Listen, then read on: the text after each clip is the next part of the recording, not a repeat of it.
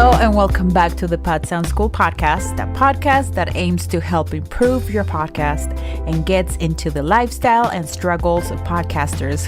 This is your host, Veronica. And I'm Studio Steve. I am the social media and branding strategist. And I'm the producer and creative director.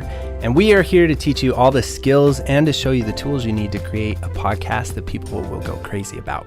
Mm-hmm. And on this episode, we're going to be talking about what people are not telling you about podcasting.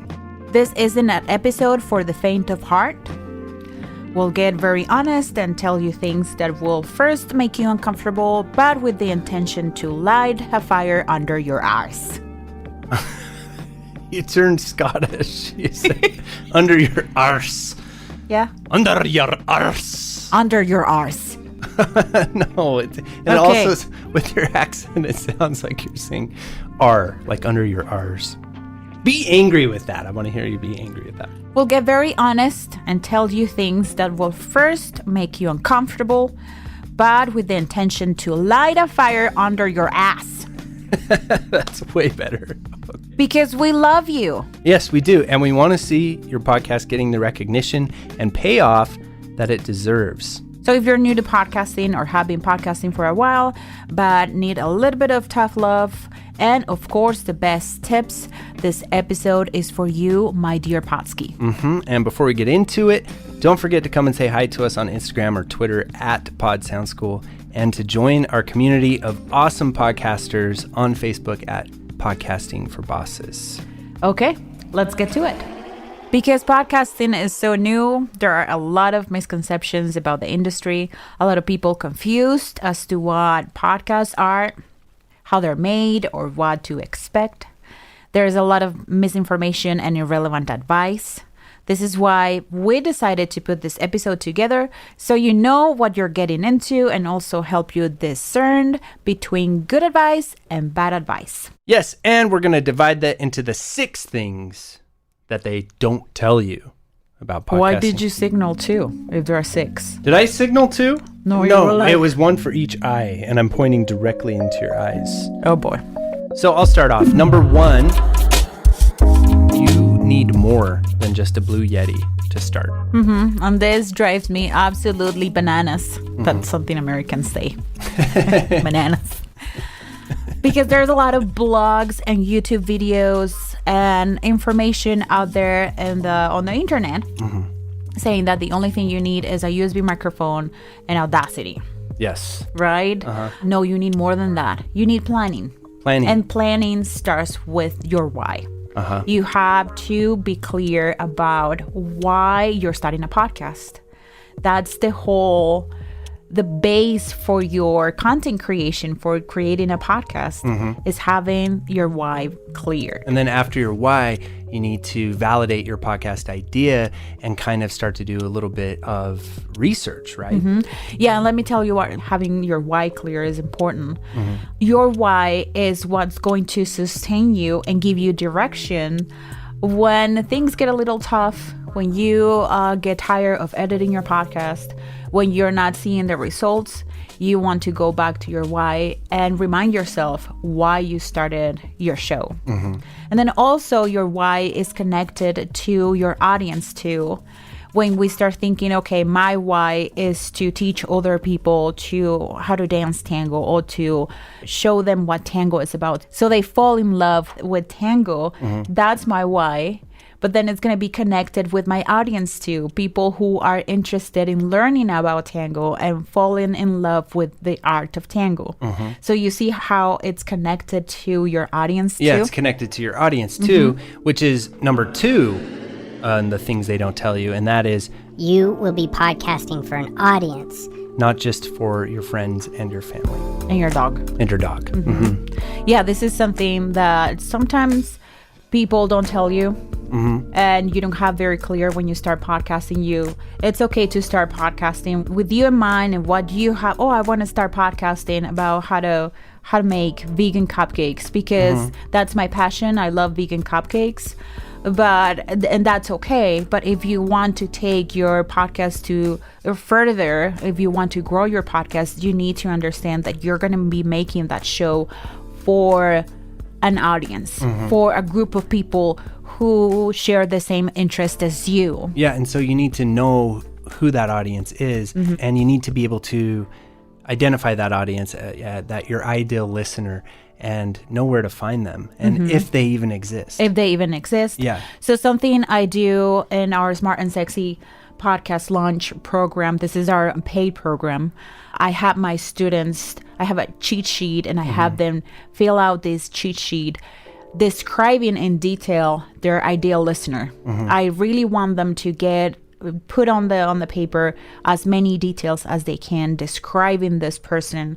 I know it's hard, but they have to do it. Like it's real, because it is. Yeah. That person is real. And once they have that person figured out, then they go find their ideal listener on Facebook groups. They go find them on social media, Twitter, Instagram, LinkedIn, wherever they find. They join different groups and different hashtags to find their ideal listener, and they start interacting with their ideal listener there, so they know it's real.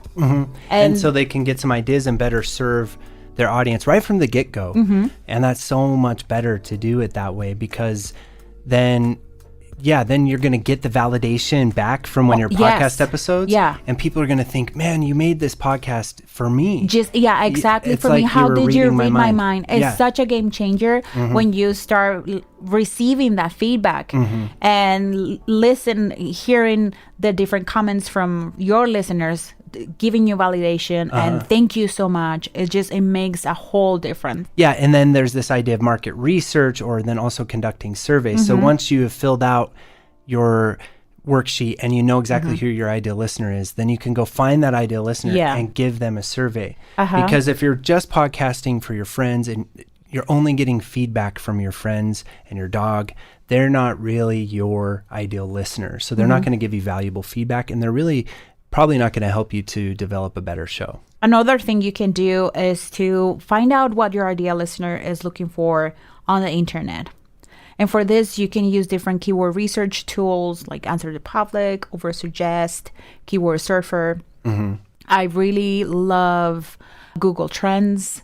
So all these tools, what they will tell you is what people are looking for, are searching for on the internet. On Google, yeah. And what questions they're asking. And you can not only design your show around that, but you could also design your episodes around that. It's just tremendously powerful to realize you're not just podcasting because you feel a calling and you want to podcast about something you're passionate about. You aren't your audience. And you can totally be yourself, and your audience can be a bunch of people like you. But go find your audience, right? Yeah, Okay. absolutely. So number 3, and maybe you can say this in an angry way. Number 3. Number 3. You will have to get creative to make money with your podcast.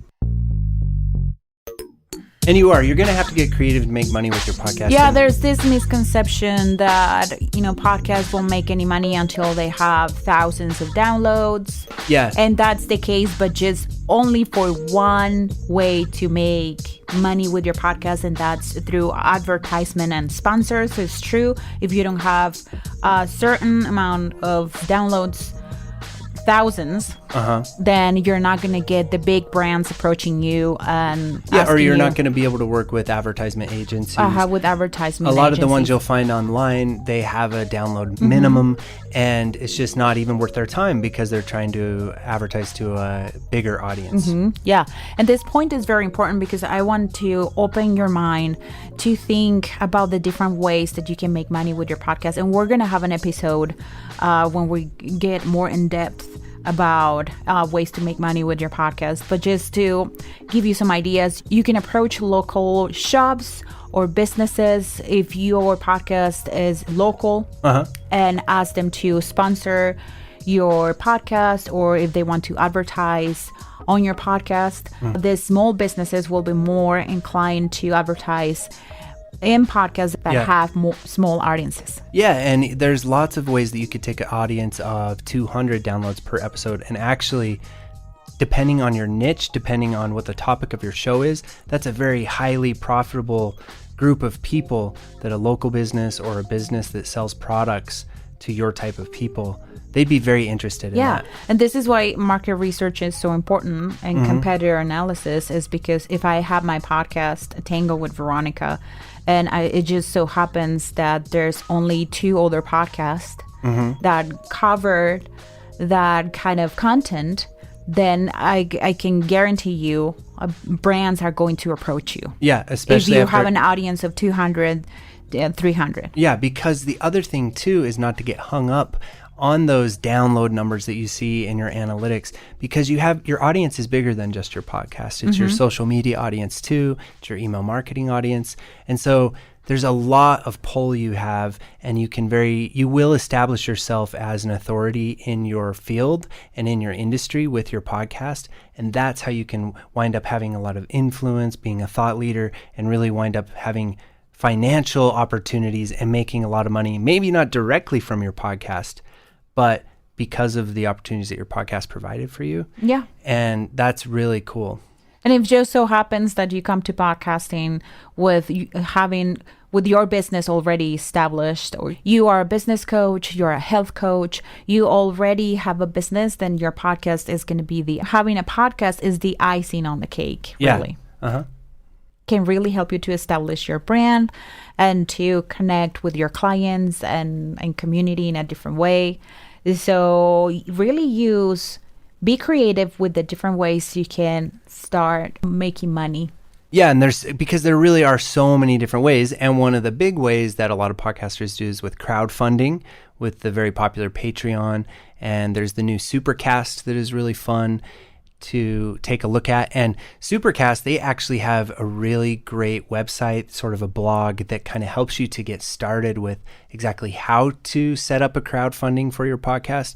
Patreon does too, but Supercast is just very directed specifically towards podcasters and really easy to understand. And one of the things they talk about in one of their articles is that based off the survey they ran, that about 2 to 7% of your listeners will actually come and support you on average at a crowdfunding type membership program. Yeah. So if you have 100 listeners, regular listeners, then you can guarantee 5 or 6 of them are going to come over and support you. And maybe that's only $5 a month from each one of them. So it's only $25. But as you start implementing more of these practices and really trying to create really great content, you're going to find that doubling and quadrupling until you're making a few $100s a month off of people who just want to support you. Yeah, some best practices for this is, besides creating your Patreon or your Supercast, you need to, once again, promote it. Because nobody is going to come and ask you, nobody's going to knock on your door, hey, do you have a crowdfunding program? Because I'm a listener and I want to support your show. No, you need to ask for these things every single episode. Yeah. Every single episode. Yes, and to put little pieces of ways to get a contact. There should be some type of, in every episode you put out, there should be something that's incentivizing people to give you their email or whatever it is. It's true. Hey guys, we wanted to interrupt our episode with a mid-roll. This is something new we're trying out. Something that many podcasters don't think about is that they can start using mid-rolls to advertise their own services, products, or crowdfunding. So we thought we would try it out. Yeah, and it's actually really easy to do. You just choose some mid-roll music and maybe a mid-roll in and out transition sound effect. I like computer glitches, whips, or even bubbles. And then record your ad. Spend some time mixing it in its own project or session, and then export it to a folder where you keep all your assets. So, if you want to learn about mid-rolls, pre-rolls, post-rolls, segments, and how to launch a stellar podcast, Or beef up the one you already have. and kill it on social media and build authority with your brand, we teach that and much more in our podcasting program, Pod Sound School Smart and Sexy Podcast Launch. Check this episode's description for the waitlist link or go to podcastingsmart.com. But registration opens soon, so hurry up. Okay, now back to the episode. Back to the episode. And then number 4, and I'll take this one because I'm very passionate about it. Oh. I'll try to be angry. Audio quality is important. No, that's too angry. Audio quality is important, and your smartphone will not give you a professional sound. Now, don't get me wrong on this. I think a smartphone is a great tool for podcasters. Test the waters of podcasting. Yeah, when they're just getting their feet wet. And also the microphones on smartphones are actually pretty impressive. If you are doing something portable, if you have a great idea for your podcast and you're out in the middle of nowhere, you can use a smartphone. They could be good for voice memos if your guests want to call in and you include those segments into your podcast. But when it really gets to the full podcast production, when it gets to editing your podcast, putting the appropriate effects on your podcast to make it broadcast ready, to make it sound professional, you have to get onto a computer and you have to get a microphone. So you're going to have to get a microphone, a decent microphone, and a decent audio interface, and then use a decent DAW or digital audio workstation that works really well for podcasts. And for me, I don't think that Audacity is a good choice there. I think that you'd be better off going with Reaper, which is actually $60, a one-time $60, but you're going to get way better results with Reaper than you would with the other one. And so you just have to really think it's a medium of audio, and it's really important that you take your audio quality seriously. Yes. Number 5, you will have to become marketing savvy. Wait till I tell you everything. You will have to become marketing savvy, and this is one of the things that people don't tell you when you're starting your podcast, is that you're creating a product. That's the way I see it. You're creating this top of the line, high quality product that you put so much time into it, and you faithfully are releasing episodes every week. Yeah, but unless you put the product in front of people and you're marketing savvy, then nobody's ever going to buy the product. All the time and money you've invested to it is just a complete waste. Absolutely. And we all know that there's a discoverability issue with the different podcast directories. Yeah, so you can't and only by being on the podcast directories, you're not going to grow your podcast. So you need to learn marketing. You need to learn social media strategy, Instagram strategy, Twitter strategy, so you can really, really shine the light on your brand new product, and you can grow it, and you can grow your audience by bringing people from those platforms into your world, into your podcast.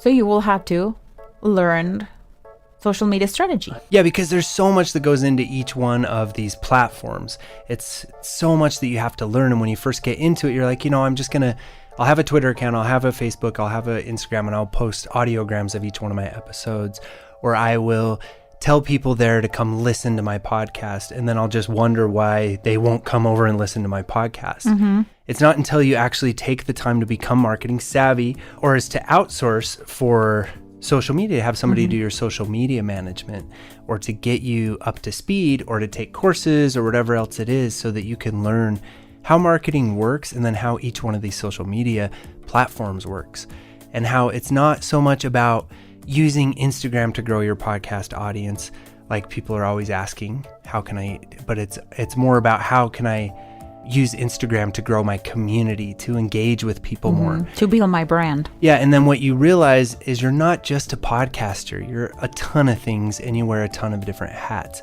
And people don't tell you that you're going to be a social media guru, you're going to be marketing savvy, you're going to be an audio production specialist, you're going to, producer. You're going to be a producer, a writer, you're going to get really good at copywriting. And then another huge thing that goes into this social media or this marketing savvy is you also have to be good at design, graphic design, branding, visuals, and video. So there's a lot to be learned there. Yeah, but with that being said, we don't want to discourage you. We understand that it may just be one person wearing all these hats, doing these different tasks. So the thing that we recommend, if you are a solo podcaster, or when you're a solo podcaster, that you can only pick one social media platform or two social media platforms, and get really familiar in learning how they work and learning the rules of the platform. It's very different when you have your personal accounts and you're posting pictures and things for your family and friends. It's just a total different animal when you are promoting your podcast, when you are trying to be on social media with the intention to bring more listeners, to grow your business. Is totally different.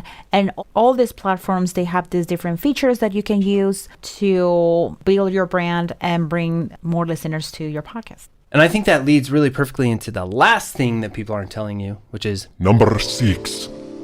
I can't do it. I can't be as scary as you. You will have to invest in yourself and in your podcast. This is really important, and I think that most new podcasters wait until they've had episodes out before they realize they should have invested in better recording equipment or in training. They don't know how to make their podcast sound better because they didn't take the time to learn basic audio production skills.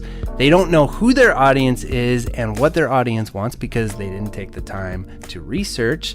They're running out of content ideas because they don't know content planning and strategy. They don't know how to get more attention on social media because they didn't learn social media strategy. And the best part of all, they want to spend very little time and money in their podcast and still have outstanding results and become well known. They want fast and easy results, but this is backward thinking because they're not investing the time and money in their podcast. They are depriving themselves of learning strategies and getting the support and mindset to help them achieve their podcast goals. Yeah, so You see that? Yeah, so invest time and money in your idea. And I think that time is even more valuable than money. And so watch videos, tutorials, and learn about audio production to make your podcast sound professional. Invest in a podcast course or a one-on-one coaching so that you can get months and years ahead. Just believe in yourself and believe in your ideas. Sometimes the main reason why we don't invest in ourselves is because we believe we're going to fail. That's just a human condition. Even before we try it, we just think that we're going to fail. But if you put the work, you will see results. At the end, you will have a choice. You can choose to DIY your podcast, or you can choose to have the right support and a roadmap. So you know the exact steps, information, and skills you need to learn instead of getting lost and waste time trying to do all things. And the cool thing with the courses or with a coach is that you just need to show up and do the work. Yes. And you're going to get to where you need to go. And, no matter what kind of courses or coaching we get, we're always going to just kind of be fumbling around and making mistakes. And that's part of the learning process too. But this is such a big one. I think this is probably the biggest one of all 6 of these. And that's just, we wait so long to invest in ourselves or to outsource something, like outsourcing the editing or outsourcing social media, getting someone involved. It takes help, and like you look at an NPR show, for example, they have a whole staff of people on their team. And that's why those shows are so captivating and perform so well. But then even apart from the podcast production and the many people and the researchers and the writers and the staff they have there, they also have staff that are doing the SEO and the marketing and all of that. So even for the one person show, this is a lot to think about. But it's okay to just invest in a course, invest in a little bit of help, and Outsource. Yeah, or outsource if you can afford it. Yeah, so, and that's a lot to handle. That's a lot to think about. But our idea was not to discourage you, but instead encourage you that you are going to go places with your podcast. That's why you're listening to us right now, is because you actually are interested in growing. You are interested in learning more. So let's just do a quick recap, Veronica, very quickly. So these are the things that people are not telling you that you should think about. Number 1, you need more than just a Blue Yeti to start. Number 2, you will be podcasting for an audience, not just you and your friends. Number 3, you will have to get creative to make money with your podcast. Number 4, audio quality is important, and your smartphone will not give you professional sound. It won't. I'm sorry. Number 5, you will have to become marketing savvy. And number 6, you will have to invest in yourself and your podcast. Podski, believe in your project. Please do. Because